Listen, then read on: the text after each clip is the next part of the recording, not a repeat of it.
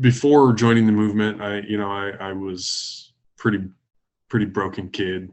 I really was looking for, purpose and belonging. And When he gave me my first ever pair of combat boots, cherry red German Panzer boots, and they had swastikas and SS bolts in the treads. These boots were like a trophy to me at the time.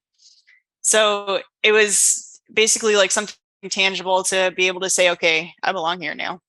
This feeling of like camaraderie and brotherhood, like you can trust these guys because they got you, and man, that was pretty far from the actual truth. But they got you, but there's a whole bunch of stipulations.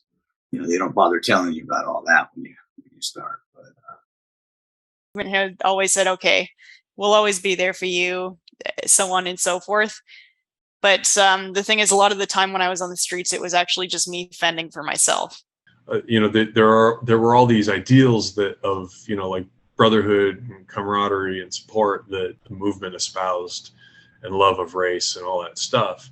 But my actual lived experience of being in the movement was that there was just an intense amount of infighting and backstabbing and harm against each other, as much or more really as we were harming people outside of our groups.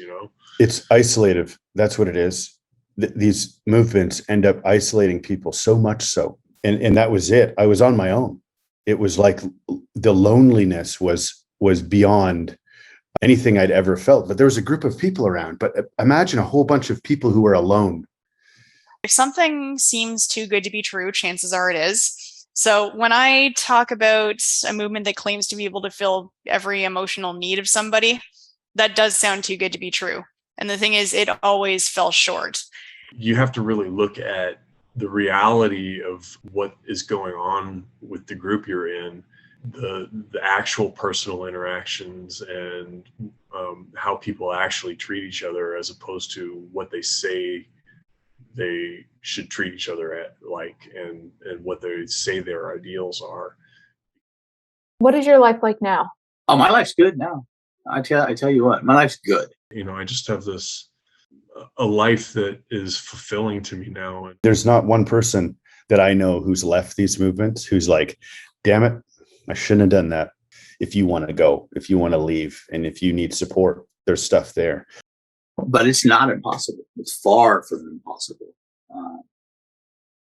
You can get your life back. You can. It just takes a little bit of work and a lot of soul searching. It's hard shit, but it's worth it. I think life after hate is a sign of hope. That being involved in violent extremism doesn't have to be the end point of your life. There's life on the other side. There's happiness on the other side. Hate doesn't have to consume everything in your world forever. Life after hate means, I'd say, a safe place to learn how to live again.